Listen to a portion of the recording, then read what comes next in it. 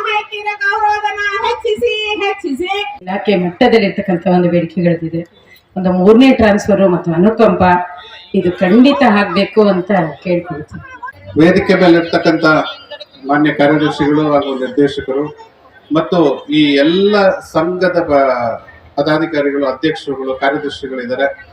ಮತ್ತೆ ಇಲ್ಲಿ ನಡೆದಿರ್ತಕ್ಕಂಥ ಎಲ್ಲ ಅಂಗನವಾಡಿ ಕಾರ್ಯಕರ್ತೆ ಸಹಾಯಕಿಯರಿಗೆ ನಾನು ನಮಸ್ಕಾರ ಹೇಳ್ತೇನೆ.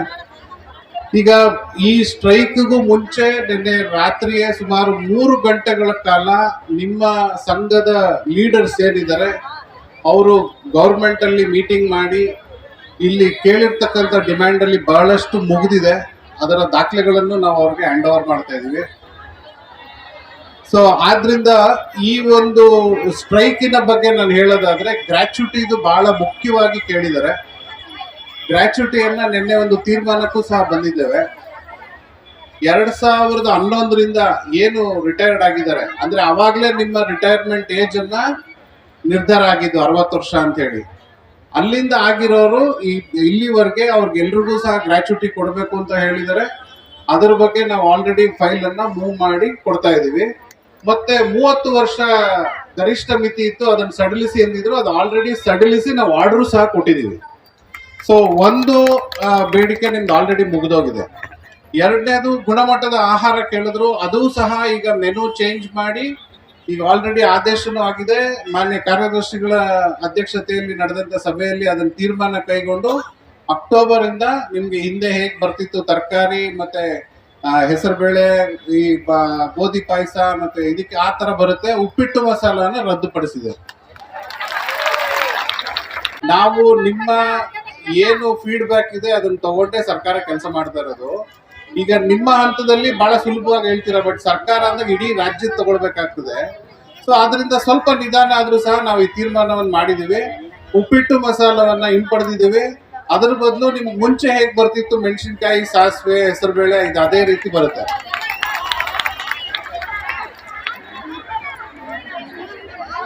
ನಂತರದಲ್ಲಿ ಈ ಉಪ್ಪಿಟ್ಟು 3 ದಿವಸ ಬದಲು 2 ದಿವಸ ಮಾಡಿದೀವಿ. ಮತ್ತೆ ಶನಿವಾರ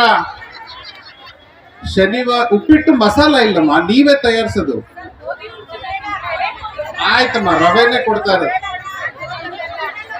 1 ನಿಮಿಷ, ಈಗ ಅವ್ರು ಹೇಳೋದನ್ನ ಕೇಳಿ. ಫಸ್ಟ್ ನಿಮ್ಗೆ ಒಬ್ರಿಗೆ ಉಪ್ಪಿಟ್ಟು ಬೇಕು, ಒಬ್ರಿಗೆ ಚಿತ್ರಾನ್ನ ಬೇಕು ಅಂತ ಅವ್ರು ಏನ್ ಹೇಳ್ತಾರೆ ದಯವಿಟ್ಟು. ಇಲ್ಲಿ 70,000 ಅಂಗನವಾಡಿಗಳು, 69,900 ಅಂಗನವಾಡಿ ಪ್ರಶ್ನೆ ಇದು. 42 ಲಕ್ಷ ಬೆನಿಫಿಷರಿ ಫಲಾನುಭವಿಗಳ ಪ್ರಶ್ನೆ ಇದು. ಒಬ್ರು ಮಾತು, ಇಲ್ಲಿ ಮುಂದೆ ಕೂತಿರೋರ್ ಮಾತು, ಪಾಪ ಹಿಂದೆ ಕೂತಿರೋರು ಏನ್ ಮಾಡ್ಬೇಕು? ಸೊ ಆತರ ಅಲ್ಲ, ಇದು ಎಲ್ಲರಿಗೂ ಅನ್ವಯಿಸುತ್ತೆ. ಕೆಲವು ತೀರ್ಮಾನಗಳನ್ನ ನೀವು ಹೇಳಿದ್ರ ಪ್ರಕಾರ ತಗೊಂಡು ಇವಾಗ ಅದೆಲ್ಲನೂ ಇದ್ ಮಾಡಿದೀವಿ. ನಿಮ್ಗೇನು ಮಾಮೂಲಿ ಉಪ್ಪಿಟ್ಟು ತಯಾರಿಸ್ಲಿಕ್ಕೆ ರವೆ ಮತ್ತೆ ಹೆಸರುಬೇಳೆ, ಕಡಲೆಬೇಳೆ, ಸಾಸಿವೆ, ಮೆಣಸಿನ್ಕಾಯಿ ಈ ತರ ಬೇಕು, ಅದೇ ತರ ಸಾಮಗ್ರಿಗಳು ಬರುತ್ತೆ. ಸೊ ಆದ್ರಿಂದ ಆ ಸಮಸ್ಯೆನೂ ಸಾರ್ಟ್ ಔಟ್ ಆಗಿದೆ. ಗ್ರಾಚ್ಯುಟಿ ಸಮಸ್ಯೆ ಸಾರ್ಟ್ ಔಟ್ ಆಗಿದೆ. ಗೌರವಧನ ನೋಡಿ, ಇದು ಒಂದು ಸಮಸ್ಯೆ ನಿನ್ನೆ ಬಹಳ ಡಿಟೇಲ್ ಆಗಿ ಡಿಸ್ಕಸ್ ಆಗಿದೆ. ಒಂದು ಗಂಟೆಗಳ ಕಾಲ ಇದ್ರ ಬಗ್ಗೆ ತೀರ್ಮಾನ ಆಗಿದೆ. ನಾವು ಈಗ ಜುಲೈ 31ರವರೆಗೆ ಎಲ್ಲರ ವೇತನ ಆಗ್ಲಿಕ್ಕೆ, ಗೌರವಧನ ಆಗ್ಲಿಕ್ಕೆ ಒಂದು 15 ಕೋಟಿ ಬಾಕಿ ಇತ್ತು. ಆ 15 ಕೋಟಿಯನ್ನ ಸಂಬಂಧಿಸಿದವ್ರಿಗೆ ಬಿಡುಗಡೆ ಮಾಡಿದ್ದೀವಿ. ಇವತ್ತು ಆರ್ಡರ್ ಹೋಗ್ತಾ ಇದೆ, ಅವ್ರಿಗೆಲ್ಲರಿಗೂ ಸಹ ಅದು ಕ್ಲಿಯರ್ ಆಗಿದೆ. ನಂತರದಲ್ಲಿ ಏನು ಕೇಂದ್ರ ಸರ್ಕಾರದಿಂದ ದುಡ್ಡು ಬರಬೇಕಾಗಿತ್ತು ಅದು ಇವಾಗ ಬರುತ್ತೆ.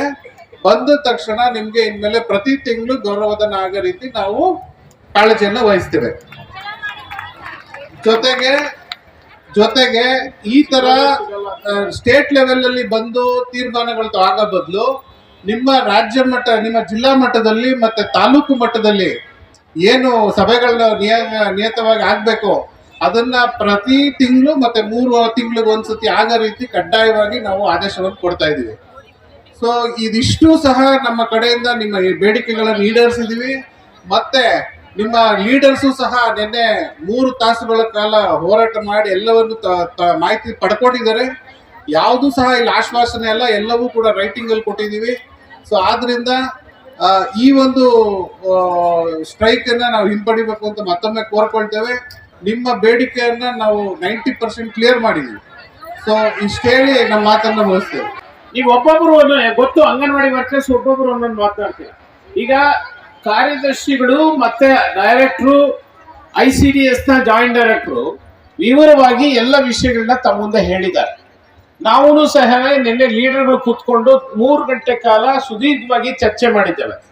ಆದ್ರೆ ಒಂದೇನ್ ಗೊತ್ತಾ, ನಾವು ನಿನ್ನೆ ಆದಂತದ್ದು ತೀರ್ಮಾನನ ನಿನ್ನೆ ತಗೊಳ್ಳೋದಕ್ಕಾಗದೆ ಇವತ್ತು ಬಹಿರಂಗ ಸಭೆಯಲ್ಲಿ ತೀರ್ಮಾನ ತಗೊಳ್ಬೇಕು. ಮತ್ತೆ ಅಧಿಕಾರಿಗಳು ಬಂದು, ಯಾಕೆಂದ್ರೆ ನಮ್ಮ ಮೇಲೆ ವಿಶ್ವಾಸ ಇದೆ, ಅಧಿಕಾರಿಗಳೇ ಬಂದು ಹೇಳಿದನ್ನ ಕೇಳಬೇಕು ಅನ್ನೋ ದೃಷ್ಟಿಯಿಂದ ಇವತ್ತು ಮಾಡಿರ್ತಕ್ಕಂಥ.